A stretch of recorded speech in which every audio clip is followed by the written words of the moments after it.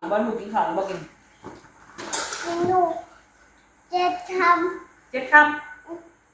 ลาตะมุยหลายก็มึงไม่หายแม่กินด้วยข้าวกินดาวแหละยายลูกมากินนั่นกินด้วยไม่ทันได้กินวะ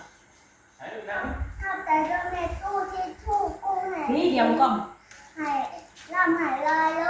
หายลูกที่ว่าบ้าดูแจงแห้งโลแล้วก็แต่ก็ทำคืนแห้งโลโอ้ยชาทูขอบใจไปตู้เด้อได้กินกุ้งเนาะได้กินกุ้งแซ่บเอากินเดี๋ยวอีกยิ้มได้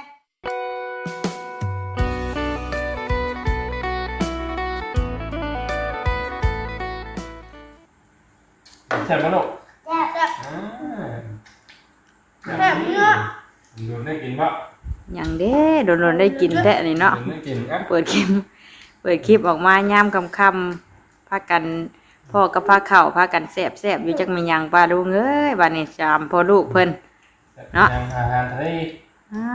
เต้าคือสิมีได้อาหารดีแท้อาหารทะเลนึงอันนี้ฝนบ่ตกก็ได้กินอาหารทะเลพี่น้องเอ้ยเปิดภาพเปิดคลิปออกมามื้อนี้พ่อกับพาเข่ายามแรงๆเด้อเนาะหลังจากขึ้นมาแต่ทางทุ่งไร่ทุ่งนาพี่น้องเอ้ยฝนก็สิลงเม็ดแน่เนาะมาพี่น้องมากินข้าวน้ำยามแรงน้ำกันบัดนี้ขึ้นมาแต่ลำให้ลำหน้า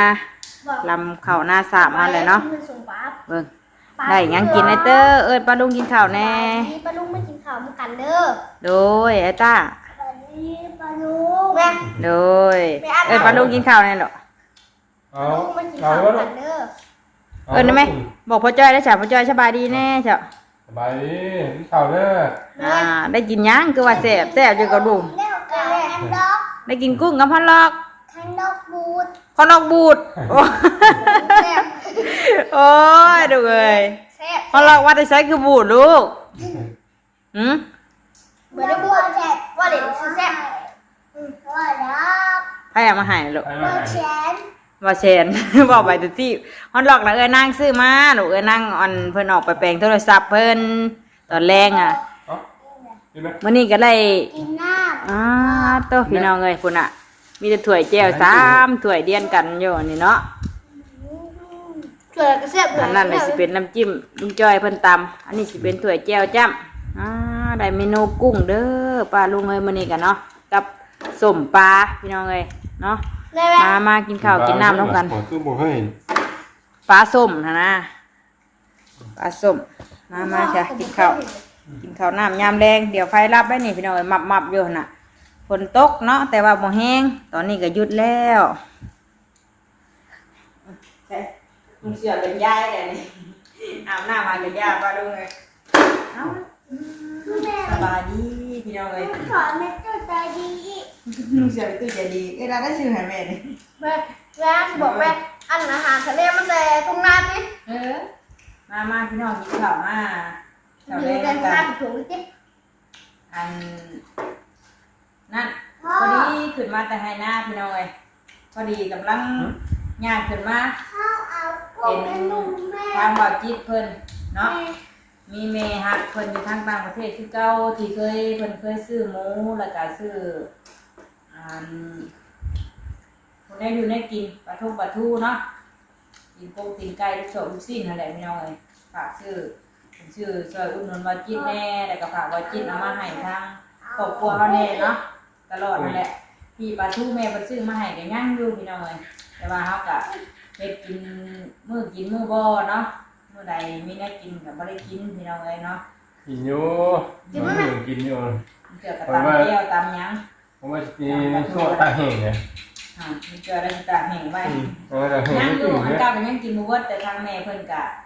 ได้ซื้อแนวใหม่มาให้กินอีกมื้อนี้มีเมนูกุ้งน้ำพี่น้องเลยถือใจเตอร์คักเนาะโดยขอบคุณแม่ลาได้แม่เด้อเนาะทำหน้าไม่เมื่อยขึ้นมาเห็นแบบนี้ก็ดีมุกดีใจได้ลูกได้เต้าได้กินเนาะขอให้แม่อยู่ดีมีแห้งเด้อมีสุขภาพร่างกายแข็งแรงให้ร่ำรวยเด้อที่เบิ่งแย่งลูกเต้าลูกหลานมาโดยตลอดเนาะทำให้ทำหน้าเมื่อยก็มีเนื้ออยู่ได้กินมาส่งให้ตลอดเนาะขอบใจขอบคุณตัวกับแม่ลายขอให้พ่อกับแม่อยู่ดีมีแห้งขอให้ร่ำให้รวยเด้อที่เป็นกำลังใจให้ลูก โดยตลอดมาเนาะบ่ทุกสิ่งทุกอย่างขอบคุณขอบใจหลายลูกก็บ่มีหยังมีแต่คำขอบคุณขอบใจหรือว่าคำว่าใช้ให้พรให้พ่อกับแม่อยู่ดีมีแฮงเป็นโฮมโฮมใช้ให้ลูกให้หลานตลอดไปเนาะขอบใจหลายจ้าถูกอยู่ดีมีแฮงเนาะมากินข้าวน้ำกันบัดนี้พี่น้องเอ้ยกินข้าวแรงมา กินไหมมันเสียบ ทางน้องอินเตอร์เพิ่นกะแบ่งให้เพิ่นแล้วเนาะมึงจอยเพิ่นเอาขึ้นไปให้กินนี่พี่น้องเลยบอกให้เพิ่นลงมาเอารถฝนตกเลยให้ทางมึงจอยมาส่งเมื่อกี้นี่กับปิดข้าวแน่กับแบ่งให้ป้านั่นแน่มากินข้าวน้ำกันจะมันจิ้มกินกับกุ้งหมูก็ไม่อยู่เนาะถ้าแม่ไปซื้อหมูให้ มีคนเล็กเห็นว่าหลายอย่างเยอะ เลย เห็นปะ เห็น มีหมู เห็นปะก่อน เห็น กับ ดู ลูกชิ้นเนาะกับกุ้งมันนี่พี่น้องเลยเป็นกุ้งเขากับประเทศเบิด นั่งดูเลย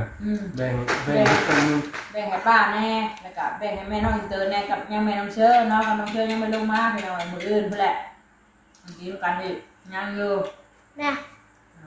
แม่เป็นไงแม่แซ่บบอกดิอัน แซ่บยังไม่กินอ่ะ แม่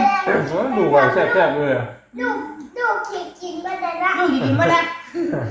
มันกินอะไรข้ามตะมูอีกได้เลยนอนทานเอาอีกแล้วแม่แซ่ แซ่ บบ บอก แล้วลูก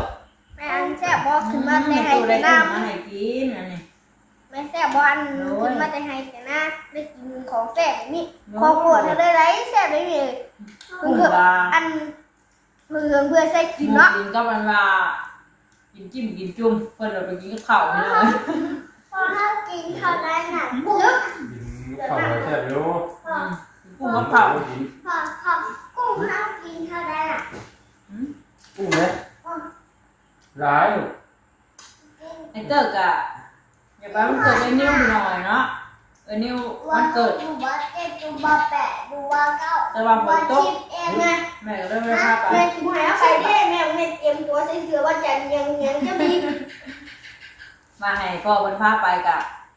คนไม่ได้ไปครับยังแน่ปืนยังให้เบอร์เดย์นิ้วไหมหน่วยมันคำเลยบอกไอ้นิ้วเด้อย้อนหลังน้ำ หายบีบเลย ฝนตกละทางก็พาเดือดผ้าหลังแน่ย่านบอกไปย่านฝนตกเมื่อกี้นี่ก็นี่ก็นี่ บอกว่าแล้วเอามาให้เลย มัน เด้อ มันเห็นว่ามันจะกล้องอะไรน่ะ เห็นเบิ้งกูคน ถาม เด้อ กัน ง่ายลูก อันล้างน้ำยากเนาะ ง่ายไม่ได้ สิบุยาเด้แม่ไหมลูกชงนิ้วด้วยแม่ นี่ฉันได้กินลูก แม่ กินกอง ผม กุ้ง ทำแซ่บแต่ลูกชงนิ้ว แซ่บนะแซ่บแบบยุ่งสองนิ้วแซ่บไปไปซี่เลยลูกเยี่ยมเลย เนี่ยชงนิ้วจ้ะ ด้วยถือได้หันถือชาไปหัน เลยตัวอันเลยเนี่ยถ้ากินข้าวผอมลงนิดนึงแบบอ้วนขึ้น อ้วนไอ้ตาเนี่ยจอยทั้งคนเห็นเบียกจอยทั้งคนอยู่เพื่อนพี่น้องขึ้นมากแต่สปอนกับป้อนน้ำกับว่ากินถูกตาเขา แม่เขาแพ้แล้วนี่นะโตแหละ วันที่1ก็สิได้ไปส่งคนเขาเมียอีกแล้วเนาะขอลาหยุดเป็นเดือนนึง แม่ แต่ว่าถ้าแม่ก็ยังลำหน้ายังบ่แล้วอยู่เฮาก็ไปซ้ำหน้าเขาหน้าบ้านเฮามื้อนี้ก็พี่น้องเอ้ยแต่ก็ลูกก้าไว้อยู่ยังเหลือทางตาก้าแหละตานึงเนาะลูกก้ามื้ออื่นนี่สิเบิดหรือบ่พ่อ ไง หมูด แม่ลูกเนี่ยเราขยับไปเลยแม่ ตาลูกน้ำไปย่างอยู่เลย แม่ลูกเนี่ยเราขยับไปเลยแบบตอนนั้นเนอะอุ้ยอย่าพักเลยอัน พา นั้น เดินเลยดิ อันนั้นผมมีมูเลยแม่บอกว่าเห็นยัง พาเดินอยากไปบ่ อยากให้พักอ่ะ เงินเก่าแม่เจ้าที่1เงินเก่าเนาะเป็นโรงเรียนอยู่ทางบ้านเฮาก็ เด็ดจะมูลาย โรงเรียนนั่นเพิ่นโรงเรียนเด็กชนมันก่อนอยู่นั่นนะเพิ่นขอตลอด ว่าเดี๋ยวใช่พี่ มันมีช้ำมือช้ำมีเพิ่นนี่เขาก็หยุดมาได้เดือนหนึ่งหนึ่งที่ยังมันอีกอะดื้อมือดื้อบ้านเด็กน้องเลยโอ้บริจาคมามือเลยบ้าน วันที่เก้า โอ้วันที่9แม่นบ่ วันที่10 แต่พวกเขาเจ็ดเนี่ย เดี๋ยวจะหาบ่เอ้ยวันเกิดไอ้นิวแม่เนี่ยเดิมที่จะหาเนาะลุงจอยว่าสิ6 7ยายเลย ค่ะ อย่าไว้ แล้วก็วันที่26แล้วเกิดว่าอันวันที่โชควันเกิดวันบอกวันที่เขาวันกดขนาด มันเกิดไผดุ น้ำเย็นมากถึงน้ำ ที่เย็นงานเก็บน้องชิมจัง นี่ปะคนชุกเลยเนาะ นอน เอาเอาอยู่คนอยากก็มี เย็นด้วย มันกินหน้าเป็นวันเกิดเขาอ่ะ เดือนกันยาพูนเดือนวันเกิดว่ากันอ่ะ ไม่อยากเลย เลยเดือนกันยาเดือนนี้เดือนนี้เดือนนี้น่ะ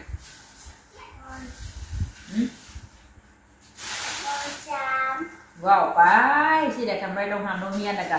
เดือน3เดือน4ไปเลย เสร็จลูก เดือน6 เดี๋ยวลูกกุมภา เดือน6กับเดือนหยังเดือน6น่ะเดือนหยังชื่อมันน่ะ หก เดือน6หยังเดือน6มิถุนาเดือน7ได้หยังเดือน8ได้หยัง สิงหา เดือน9 กันยา กันยาพูนวันเกิดบักหลาวันที่เท่าไรบ่วันที่เท่าไร เท้าเอฟ วันที่วันเกิดนายด้าล่ะ ลืมแล้วก่อน แล้วแต่ลืมวันเกิดลูกแล้วก็ วันที่เท่าถอวะจ๊ะ เอ้า วันที่18ด้วยวันที่18เดือน9ของไอเตอร์นะวันที่3เดือน11เตอร์อะไรลูก โอ้เหนียวเลย นี่แมวเลยคือพ่อนอนได้เลยกินข้าวกินยาทั้ง แม่ นี้ แม่ นอนน่ะ แม่มันจะปีได้หรอแม่11รวมกัน 8 ปีแล้วบัดนี้ได้ฮอดเดือน12อันเดือน11นี่ก็8 ปีเต็มแล้วเบิ่งมาหน่อยค่ะมาในให้ลูก เอาแม่ ได้มาได้ดู แม่อ่านเขาคิดว่า18หามุกจิ้มหาละ เข้าใจเป็นตู้ในลูกซื้อกุ้งให้กินนะลูก พอใจในตู้แล้ว พูดเดียวพูดจะเห็นหรือบ่บอกเอ้ย หายดูนะ เข้าใจก็ในตู้ที่ทูกกุ้งให้ นี่เดียวมันก็ ให้ลำหายลอยโลกให้ลูกที่ว่าพ่อมีแจงแห้งโลกมาตู้ใหญ่แต่ก็นับคืนแพงโลก โอ้ยชาทูขอบใจเป็นตู้เด้อได้กินกุ้งเนาะได้กินกุ้งแซ่บๆเอา กินเดี๋ยวอีก ยิ้มได้เปิดพากันกินเห็นอยู่บ่แต่ก็ไหวจังว่ามื้อจ้ะเป็นเจ้าหน้าที่แล้ว พ่อเขาได้กินชิปแม่เขาได้กินชิป กินได้แน่มันเราไม่ต้องหา แม่ เราลืมเราจ้างดุ แม่อันนั้นว่าสิเราสูตรในเบิ้งเลย เราเนี้ยหนูบ่อันนั้นก็ไก่ตื่นเช้าเห็นว่าเรา เอา อยู่ ใจทุนเถอะเอาใส่ในห้าง แล้วพี่ เอา ทำไม ใส่ มาบุก หน้า มาให้ป เอา ระดุน ใส่ ทาง ไข่หน้า ยังจืดอยู่ว่าผมยังได้เลย ปลาพระเจ้าตัวอะไรพระลุงหันไปได้มันเด็กชมพู่ตัวตา เด็ก ไหว ขมูก บุ หูเลยเด้อเป็นเด็กขมูก ตัวตาไหวบุกระถุงไข่พกกระถุงไข่ดาวลูกบินได้แหวนห้องนั่งปลาลอยน้ำคุณหมอผมน้ำหวาน ก็เพิ่งน้ำหวาน กระพนเด่นดี โกโบเย็นดี มันกินแถวน้ำไฟในเต่าแมวในวันเวลาดีกัน ยาดีค่ะ ทำงานดีไม่ได้กินก้อยไม่ได้วัน ก้อย เดี๋ยวน้อง เรายี่ค่ะยี่ พอแล้วโอ้ตักน้ำก็พอนของข้าว เก่งยังจืดได้อยู่ปลาลงเลยตาพังเรียนเดือนนึงยังจืดได้อยู่เด้อเนาะ นี่แม่อันเดียวเลยอันเว้าบ่ชัดยังปากยังบ่ถึงนำบ่ได้เลยยังบ่ค่อยเว้าบ่แจ้งบ่ได้เนาะเพิ่นว่าบักกล้วยก็แม่บอกว่าบักกล้วยก้อยอยู่นั่นแหละ ก้อย ว่าดูบักกล้วยมาดูพัง ก้อย บักก้อยกล้วย ก้อย กล้วยโอ้ยดูเลยแล้วแหละเว้าบ่แจ้ง ก็บอกแจ้งนะดูใหญ่นะท่องเลย ว่ายังมึงเอามือมาอ่ะให้เขากินข้าวบ่ลูกกินข้าวบ่กิน หนูจะท เจ็ดคำ ำลาตะมุย หลายก็มึง ไม่ให้แม่กินด้วยเท่ากินดาวแหละ อย่าเลยลูกมากินนั่น กินด้วย ไม่ทันได้กินหรอกส่งปลานุ่มบ่แต่ว่าลูก ปลากินเบิดเลยกินไม่เนี่ยกินเบิด กินแต่ เอาไม่ไปลูกไปบ่ได้บ่จ้ะ บดเต่าหมอกองแล้ว มันกินกับบ่แล้ว เดี๋ยวกล้องเนี้ยไหนมากินไม่ดูไป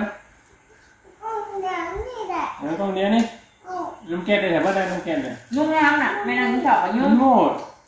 เรื่องใส่ตู้ไว้กูบูดแล้ว เจ็บแอวยังเจ็บอยู่พี่น้องเอ้ย ใจหาดาวล่ะ อัน แม่ เช้าเจ็บแอว นี่บ่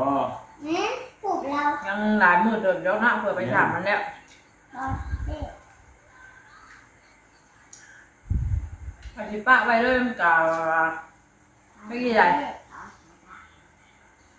มันจนแบบว่ามันเป็นเบิ้งเลยมันโมเมนต์แบบว่าอันนั้นนะมันบ่ได้เป็นแบบว่ามันบากกไปสิยังว่าใครนี่มันเป็นเดินไปเลยนะพี่น้องก็เลยต้องไปดำใส่เนาะบนมือเหลืองบ่แหละบนมือเลยตีนเหลืองไปทาบ่ได้ยากทาเด็บก็ได้เพื่อสิว่าอนามัยไม่ง่ายเด้อเอ้ย ตอนไหน มือตีนหน้าดำค่ำเครียดหน้าปกติก็ไม่ได้ขาวอยู่แล้วพี่น้องเลยแห้งดำดื่มมันค่อยมีเวลาช่วงนี้ก็ได้เนาะพอมันเจลมันมีขี่ได้วันตื่นเช้ามาแล้วไปทำมาแล้วมาเดี๋ยวขาลูกก็ยังไม่ซักให้เดี๋ยวขาลูกก็ยังเต็มเข่งอยู่มาบัดเท่าขึ้นมาค่ะบัดพ่อจะได้เฮ็ด เหนื่อยแล้วเนาะ ขึ้นมาบัดเฮ็ดได้อยู่ได้กินหนึ่งข้าวหนึ่งน้ำค่ะเมื่อยจ้าเอามาได้พักผ่อนจ้าเนาะตอนเช้าก็เล่นเฮ็ดทำเฮ็ดนี่เดี๋ยวจ้าไปซักผ้าซักแพรให้คุณแหละใกล้ที่แหละเขาเงี้ยนคุณแหละจังมือคุณแหละเนาะ บุคคลท่านไหนแม่ท่านเด็กเพื่อนบุคคลท่านหนูมีเด็กหรือนะ เงี้ยนเทียนแน่ถามเลยเพื่อเขาเงี้ยนอย่าลืมเก็บไว้ในกระเป๋า เงินอะไรเงินอะไร มีเงินก็มีดอกมีเงินหรอกไปจังที่นี่ก็มากินข้าวกินน้ำน้ำกันบาลุงเลยเนาะข้าวหน้ายางแดงแม่หมักสุกทางสารานเพิ่นออกไปเนาะจะเป็นโทรศัพท์เพิ่นบอกโทรศัพท์กับเป้น้ำสิเด้เนาะอันนี้ก็ตากแดดตากฝนน้ำเฮ็ดเวียกน้ำกันพี่น้องคลิปก็อยากถ่ายแน่ช่วงนี้ก็มีแต่อยู่น้ำทุ่งไห้ทุ่งหน้าเลยเนาะเฮาก็บ่ได้ไปทางใดสิ่งใดก็ฝากเบิ่งฝากแง่งฝากเป็นกำลังใจให้กันเด้อพี่น้องเลยเนาะขอบใจพ่อแม่พี่น้องที่คอยคอมเมนต์เข้ามาให้กำลังใจสู้ๆเนาะทำนี่ก็มีแห้งเลยพี่น้องเลยเป็นยังไงกันที่ซุ่มกันเข้ามาได้เนาะแม่น้องเตอร์ว่าผิดพลาดประการใดหรือว่าบ่นัววัวบ่ม่วนจังไดก็ขอโทษขออภัยนำพี่น้องหลายๆเนาะบางคำก็ถือบูแน่บางคำก็บ่ถือบูแน่พี่น้องเลยเนาะเว้าเรื่อยเว้าเป็นก็ว่ากันอีกเนาะบ่ตีกันบางคนก็มักบางคนก็บ่มักก็บ่เป็นหยังพี่น้องเอ้ยเนาะผู้มักก็เบิ่งเนาะผู้มักก็กดเลื่อนผ่านไปเด้อว่าลงเลย เงินหายไปที่ไหนไปดิ บ่ได้หาได้เฮ็ดได้ซะเนาะผู้เบิ่งโฆษณาให้ก็ขอมุกขอบใจนำหลายๆพี่น้องเอ้ยเนาะที่ให้เฮามีรายได้นำ YouTube ก็เป็นเงินเดือนได้พี่น้องเอ้ยเป็น5-6เดือนพุ่นแหละแม่นเกิดจนครบ100นึงมันจึงได้ออกเนาะถ้าบ่ครบ100มันก็ออกบ่ได้เงินก็ได้น้องว่าเรื่องเงินเดือนอะไรทายไปเรื่อยๆเนาะใหญ่มากเฮาก็ทายมียังมีหันมีนี่ก็ทายลงไปพี่ให้น้องได้เบิ่งได้ชมมันกันบางที่เนาะผู้อยู่ไกลต่างประเทศบ่หรือว่าอยู่ไปเฮ็ดเวียกเฮ็ดงานพี่น้องไปทำงานอยู่ทางฝั่งไทยบ่เนาะไปทำงานอยู่บ้านอื่นเมืองไกลบ่อยากเห็นบรรยากาศแบบนี้การลำไห้ลำนาก็มีเนาะก็บ่เป็นหยังผู้มักก็บ่เป็นหยังพี่น้องผู้มักก็ขอบคุณนำขอบคุณขอบใจนำเนาะโดยปัจจัยที่นี่ก็พากันข้าวกินน้ำ แล้วเรียบร้อยแล้วเนาะวันนี้ก็สิมีอาหารดีแน่ถือว่าดีสำหรับเฮาเลยเนาะกุ้งพี่น้องเอ้ยได้กินกุ้งมื้อนี้ยังอยู่เนาะกับกุ้งกับส้มปลามีหมูแน่มีลูกชิ้นแน่แต่ว่าเฮาบ่ได้เฮ็ดเบิดก็มื้ออื่นพุ่นแหละเฮ็ดเนาะมื้อนี้ก็กินกุ้งไปก่อนเนาะขอบคุณนะแม่เด้อขอให้พ่อกับแม่อยู่ดีมีแฮงเนาะซื้อได้อยู่ได้กินให้ลูกให้เต้าให้ลูกให้หลานได้อยู่ได้กินคนแย่งครอบครัวที่ฮักแพงคนแย่งครอบครัวของเฮามาโดยตลอดเนาะเพิ่นก็อยู่ไก่ยังมีน้ำจิตน้ำใจที่ฮักที่แพงพี่น้องเนาะขอบคุณเด้อที่ฮักที่แพงครอบครัวของแม่น้องเตอร์เนาะโดยคลิปนี้ก็ลาพี่และน้องไปเส้นซันนี่ก่อนเด้อเนาะสบายดีกันเด้อทุกคนข้าวกินน้ำแล้วพี่น้องแล้วเมียนพาข้าวก่อน บายดีบ้านลงแฮเตอร์เกียงคืออยู่ สบายดี เลยสบายดีพี่น้องไปแล้วเนาะไปเมียนพระเข่าก่อน